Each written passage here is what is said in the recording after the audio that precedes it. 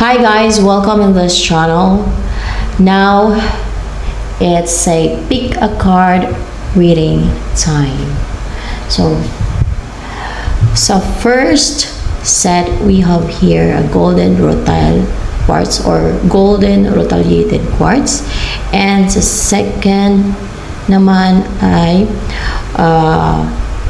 red tiger's eye, and sa third set ay labradorite. So sa first set, let's pick 5 cards.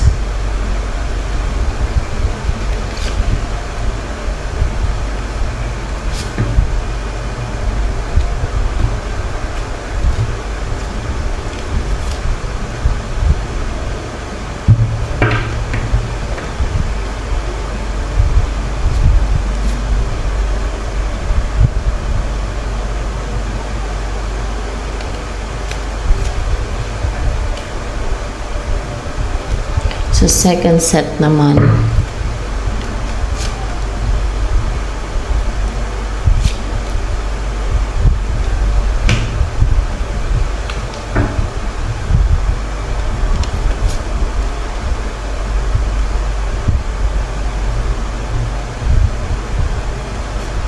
two, three, third set. So you choose based on your intuition at kung saan kayo na-drone na bracelet. Pwedeng mag-base kayo sa bracelet kung saan kayo na-drone or using your intuition. Puro taas na kuha ko. Yan.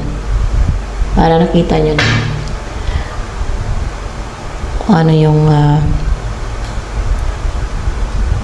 pag-pick. Sa mga pumili ng golden rutile quartz or golden rutilated quartz, let's see. Ito yung message sa iyo ng person mo. Babalik siya! Your person is coming aggressively. Matapang siya. Walang takot to. And excited pa nga siyang bumalik eh. Kaso lang hindi daw nag-grant yung wish niya, yung gusto niya. Past person mo to eh. Dahil kung kaya mas lalo siya naging aggressive na babalik sa'yo, babalik talaga siya. Kasi naging malayo yung loob mo sa kanya. Kasi lumayo yung loob mo sa kanya. Naging mabigat ang loob mo sa kanya. Kaya yun. Hindi natupad yung wish niya na maging close kayo, na magkasama. Kaya mas lalo siyang ginaganahan, mas lalo siyang nagiging matapang na babalik sa'yo, na mag-take ng action sa'yo. Yan ang kanyang message. So, pumili naman ng second set, which is red tiger's eye bracelet. Ay, baliktad. Binaliktad ko pa. Oh.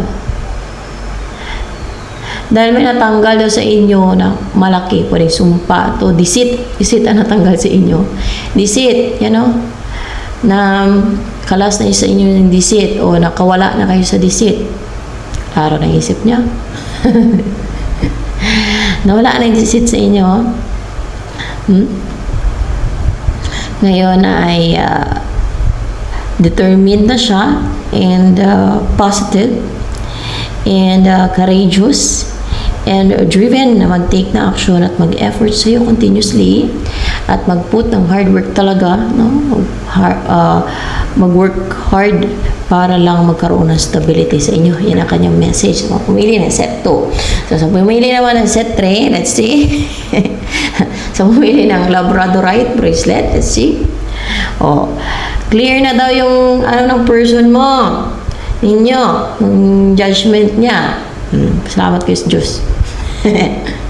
At ganyan. Natanggal yung mga disit. Wala kayo sa mga disit. At sa Team Heaven. Oh, klaro na yung judgment niya, yung isipan niya, napuntahan ka niya. May nagpa-juggling daw sa kanya. Pero, yun na, gusto niya magkaroon ng new beginning sa inyo. Very interested siya. Nang-spy siya. Nang-spy siya, very interested siya. Puntahan ka. Yun nga lang ay, parang may ano to, may option or kung may option man siya or kung nagja-juggling siya, ang pinipili niya talaga ay magkaroon ng new beginning sa inyo. Very interested siya magkaroon ng new beginning sa inyong dalawa. Yan. Klaro na sa kanya, puntahan ka ng person mo. So, ayan guys. Ito na lamang for for the viewers. Hindi man to collective. It's a pick a card reading.